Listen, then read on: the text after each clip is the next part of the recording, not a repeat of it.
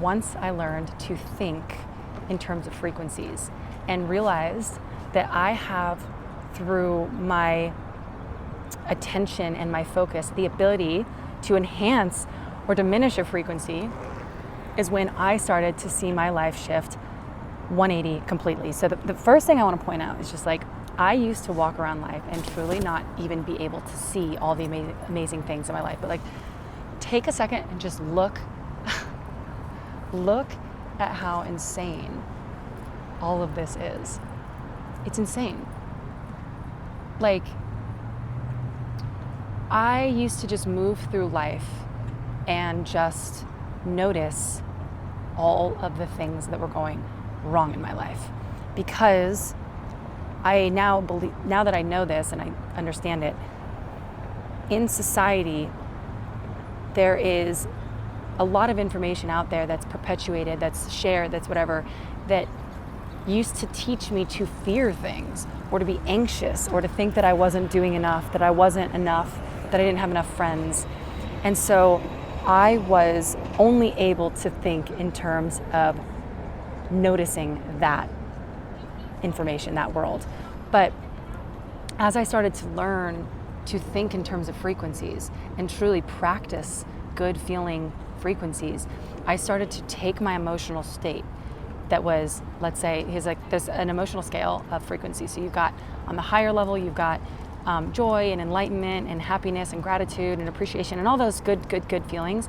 And on the lower end, there's like shame and fear and angst and whatever. And then in the middle is, kind of neutral or numb or whatever, those feelings. So there's an entire emotional scale that has frequencies attached to it. Because I was living in a mind state where I was surrounded by and absorbing all of this negative input about the world, I was kind of living on the lower end of the scale as my baseline frequency, meaning I would wake up in the day and that would kind of be where my perspective was, where my life was, where my view of the world was sort of on that lower scale. Because of that, I was not literally able to perceive of all of the amazing things that were coming to me in my life. I was literally unable to experience all of, or witness, or feel all of the amazing things that I was surrounded by in my life. Because when we're talking in terms of frequencies, it's, we're really talking about like things on an atomic level. When you hear like, you get what you are, or like attracts like, what that's talking about is actual literal atomic frequencies. So atomic frequencies, atoms basically have their own frequency to them, unique to them. And a frequency basically is the number of oscillations within a second of like a wave, more or less. And so atoms can have, you hear people talking about hertz, 500 hertz or 5 hertz. Those are different frequencies within a wave that are happening, different speeds. So if you have effectively a frequency that, like I used to have a frequency that was kind of on a lower, slower flow.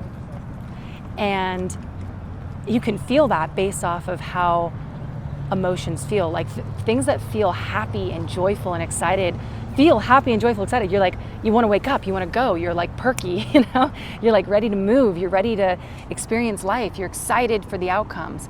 But things that feel like sad or anxious, feeling sad or anxious, has a lower, slower frequency attached to it.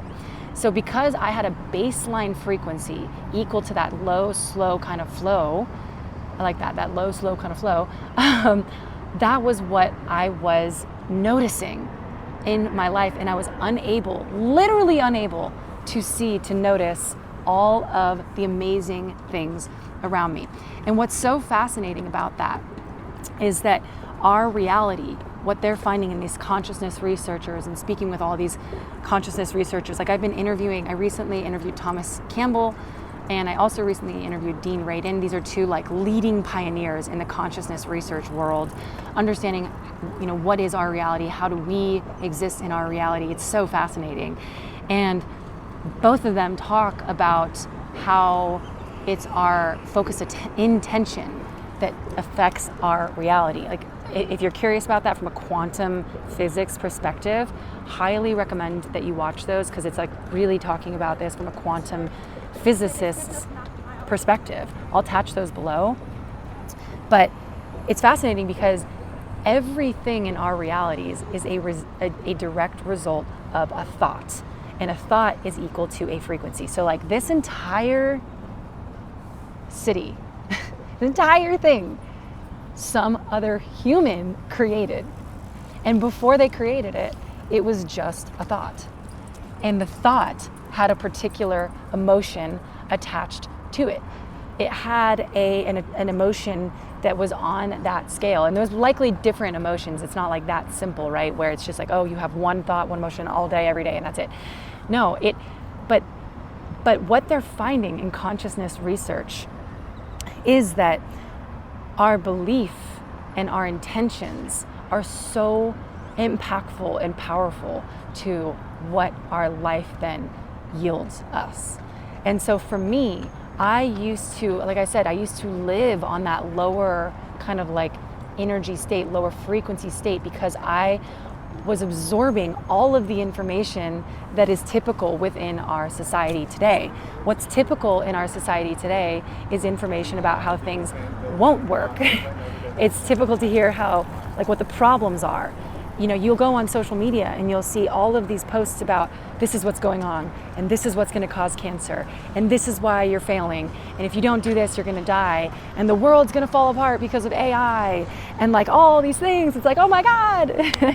But then there's an entire opposite spectrum to that of like, what if it doesn't have to be like that? Like, what if instead of focusing on all of the ways that things could go wrong, I started to realize, what if I put my attention on all of the ways things can go right? What if it works? What if it works out? A person who is a really good example of having a very strong intention, like thought, and a very strong belief in themselves with a high energy, high frequency attached to that, in my opinion, would be Steve Jobs. This dude starts this company, Apple, basically gets fired because they're like, no, you're not doing it. You're not kind enough, whatever. This guy leaves, and then basically Apple starts tanking.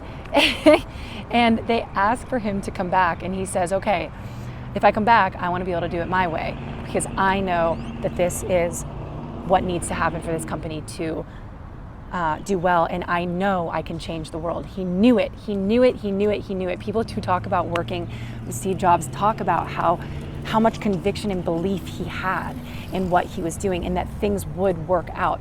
And the craziest thing is that now our realities, you and me, are literally defined by Steve Jobs' products. Everything in the Apple world dictates our entire reality in ways that we don't even fully understand. The phone that I'm talking on right now is built by this person. The computer that I work with is built by that person. The way they speak to one another. The people who use Androids, which I don't understand, I know it's like a software thing, whatever. Should change to Apple because it's easier. Those people are affected by Steve Jobs' products and his way of creating reality, because they now have to figure out how to work with Apple products, right? Like, it affects that company, who's a multi-billion-dollar company. Our entire realities are affected by this one person's thoughts, which then started this entire potential outcome of a product, which became a brand. And that belief system and that conviction of how much it was going to work, and how he knew that it was going to work and it would change the world, actually became true. And like I said, it's the same thing with this city. You know, somebody out here was like, I know what can be done to create a beautiful city, how to make this city, you know, everything that we want, how to set the skyline in just such a way that it's like insane. It's beautiful. But it's this focus, this attention, and learning to think in terms of frequencies. And I would say belief is one of the most important factors in my life that I've learned has a direct impact on the outcomes of my life. If I were to listen to all of the people in the world who want to talk about how things don't work or how you can't, have the life of your dreams or whatever, I would never have had the life of my dreams. But because I choose to believe in I choose to believe in things that are not visible yet, because that is practicing a frequency of belief, of optimism that is uncommon in this world, because we live in a society where, again, so much input comes from social media or the news or other people talking about how that's not possible. You can't do that. You have to work X amount of hours a day to make your dreams come true. I'm not saying that you don't. I work a lot, but I love it. I love working. Why is it so impossible to believe that we can have the dream life that we want? The people who are able to achieve the dream life that they want are the people who believe that they can have it, like Steve Jobs. And his belief was so powerful, his intention, his thought created something so powerful that it now has literally changed all of our lives and impacts all of our lives in so many ways. Another example is Oprah Winfrey. She was a woman, a black woman, who had no one who could give her an example of, what would it be like to be, leading a top talk show. She really had no one. But you know what Oprah did for so many years is she would write down every single day her belief about her ability to become that person, and it actually came true. She is now not only like the leading woman in talk show hosts whateverness, but she's also a billionaire and has had the most amazing life. And she talks about how it's her belief system and choosing to focus on things that were working, on the things that were working in her life that shifted her reality. So tying this back to consciousness and tying this back to frequencies, there is an emotional state attached to belief and believing in the invisible. And through consciousness research, we know that what these guys are talking about, it's not as simple as just having a thought. It's also having belief that will affect our reality, will affect the outcome of our reality. And being so grounded in that is a frequency, but it takes practice. It takes focused intention and attention to do that. That is what I learned. So years ago when I was stuck in the shit, I was just in the shit, that's what I call it, where I was just like so sad and so anxious and so bummed and so just uncomfortable in life. I started practicing how to think in terms of frequencies through what I call the magic book. I never meant to be public with the magic book. I never meant to call it the magic book. It just happened by accident because I started to see how my life would change. Literally the things that I would write down were coming true. For example, before I moved to this new city that I'm at, I felt very stuck in the city where I was. I was underpaid. I lived in my dad's basement. I had just quit my job actually, so I was underpaid and then quit my job and didn't have any income. And all I knew is that I wanted to move to a new city. I wanted to change my life. I felt like I had weird friendships. I felt like I had weird drama in my life. I didn't understand, and I just wanted good friends. I wanted a job that made me feel like my value was recognized. I wanted good income. I wanted to live in a new city. I wanted a new life. And I am not even kidding. As I was practicing this and raising my frequency every single day, focusing on shifting my energy from baseline frequency, which I would wake up usually crying from anxiety, as I would work my way up this emotional scale, I then would work myself into a place of belief, of appreciation for what I have in my life, all the amazing things in my life, all the beautiful things and the people and all of that. And as a direct result, this is the craziest part, I wrote down what I have in my life as if it were true. The life, the friends, the career, whatever. And I'm not even kidding. Boom, out of nowhere, I get offered this job that offered to pay me $230,000 a year. More than I'd ever made in my life. I get immediately offered to move. I get paid $10,000 to move to the city that I already knew I wanted to go to. Within my first week of going there, meet one of my best friends. I'm so lucky to have him. 4 months or 5 months later, I think, I meet another one of my best friends. From there, I move into, I'm looking for apartments, and this apartment that I really wanted wasn't available. I check it out, I'm like, oh, they don't have it available, damn. I was looking at like 15 different apartments, and then suddenly I get this call, and they're like, hey, actually this apartment just opened up today, somebody's moving out, if you want to check it out tomorrow, it's not even on the listing. So I go and I check it out, and it's the exact perfect apartment for me. It is literally the dream apartment that I want. Could not have been better. And obviously I have this podcast where all these guests are coming to me and taking off. So I'm saying all of this. I don't want to say this in the sense of like bragging. That is so not what I'm saying. It's, it's really not that. It's more so that I learned to think in terms of frequencies, and I learned the value of belief. That we live in a society where so many people don't believe. They don't believe that things are possible, and therefore they're not going to see it. But once I started to believe that I can have the life that I want, why can't I? Why can't I have that life? And I started to practice these frequencies and learn to think in terms of frequencies and enhance the frequencies. There was this like portal that opened up within me that made it so that I was able to, I think, receive what is meant for me, what I was projecting into my reality based on my consciousness, based on my thoughts, based off my frequency.